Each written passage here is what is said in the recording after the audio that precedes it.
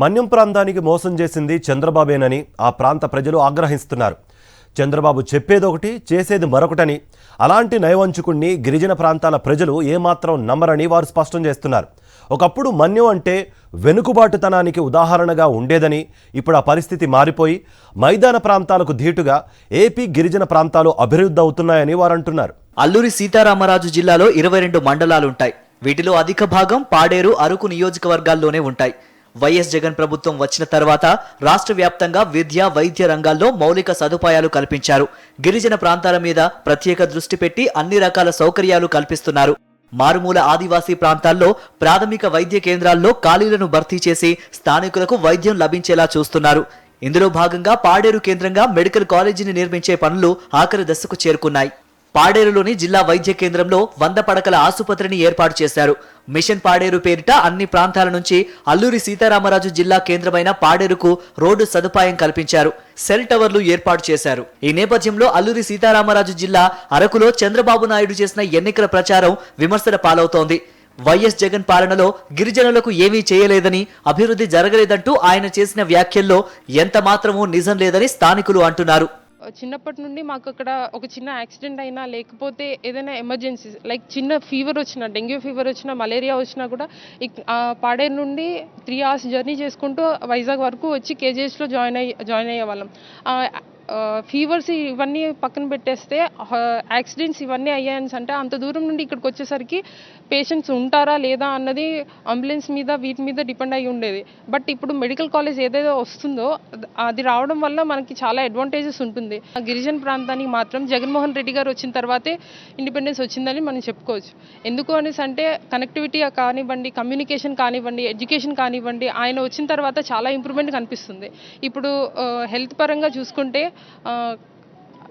Medical college ఆయన పెడుతున్నారు. Medical college పెట్టడం వల్ల పేషెంట్స్కి కానీ, లేకపోతే అక్కడ పనిచేసే స్టాఫ్కి కానీ, లేకపోతే చాలామందికి ఎంప్లాయ్మెంట్ ఉంటుంది. అండ్ ఆ మెడికల్ కాలేజ్ వల్ల చాలామంది స్టూడెంట్స్కి కానీ, లేకపోతే ఎస్పెషల్లీ మా ట్రైబల్ పీపుల్కి చాలా హెల్ప్ఫుల్ అవుతుంది అనేసి నేను అనుకుంటున్నాను.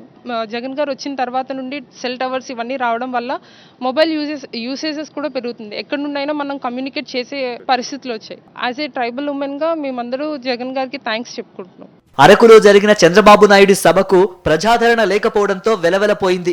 వచ్చిన ఈ జనం కూడా స్థానికులు కారు. విజయనగరం, విశాఖ జిల్లాల నుంచి జనాన్ని తరలించారు.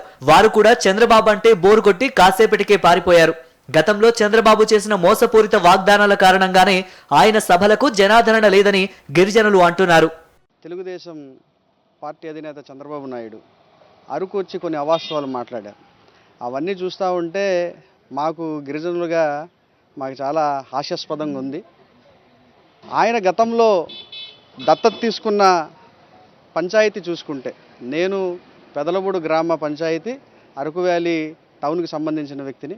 గతంలో పెదలబూడు పంచాయతీని దత్తత తీసుకుని అభివృద్ధి చేస్తానని చెప్పి 5 సంవత్సరాల పాటు ఒక పంచాయతీని అభివృద్ధి చేయలేని చంద్రబాబు నాయుడు ఈరోజు ఆయన ఏదో మాయమాటలు చెప్పి గిరిజనులను మోసం చేసే ప్రయత్నం చేస్తూ ఉన్నాడు. మనం చూసుకుంటే ఆంధ్రప్రదేశ్ రాష్ట్ర ముఖ్యమంత్రి శ్రీ వైఎస్ జగన్మోహన్ రెడ్డి గారు గిరిజన ప్రాంతం కోసం తన శక్తికి మించి ఈరోజు దేశంలో ఎవరు చేయలేనంత అభివృద్ధి గిరిజనుల కోసం చేసిన ఘనత శ్రీ వైఎస్ జగన్మోహన్ రెడ్డి గారికి దక్కుతుంది.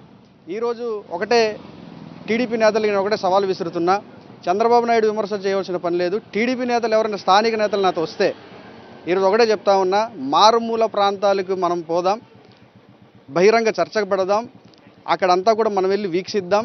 మా ప్రాంతంలో మారుమూల గ్రామంలో రోడ్లు ఎట్లా డెవలప్ అయ్యాయి, నాడు నేడుల్లో బడులు ఎట్లా డెవలప్ అయ్యాయి, నాడు నేడుల్లో పీహెచ్లు కానీ సిహెచ్లు కానీ ఎట్లా డెవలప్ అయ్యాయి, మా ప్రాంతంలో మెడికల్ కాలేజ్ తీసుకొచ్చి గిరిజన ప్రాంత చరిత్రలో ఒక సువర్ణ అవకాశం తీసుకొచ్చిన ఘనత శ్రీ వైఎస్ జగన్మోహన్ రెడ్డి గారికి దక్కుతుంది. అలాగే గిరిజనుల కోసం ప్రత్యేకించి ఒక ట్రైబల్ యూనివర్సిటీని కూడా గిరిజన ప్రాంతంలో ఏర్పాటు చేసిన ఘనత శ్రీ వైఎస్ జగన్మోహన్ రెడ్డి గారికి దక్కుతుంది. బాక్సైట్ తవ్వకాలు చేసుకోవచ్చని చెబుతూ చంద్రబాబు తన పాలనలో అనుమతులు ఇస్తే సీఎం జగన్మోహన్ రెడ్డి అధికారంలోకి వచ్చిన తర్వాత ఆ అనుమతుల్ని రద్దు చేయడం జరిగింది. తద్వారా గిరిజన ప్రాంతాల పర్యావరణానికి మేలు జరిగింది. చంద్రబాబు హామీలు ఇవ్వడం మర్చిపోవడం జరుగుతుందని, వైఎస్ జగన్ మాట మీద ఉంటారని స్థానికులు అంటున్నారు.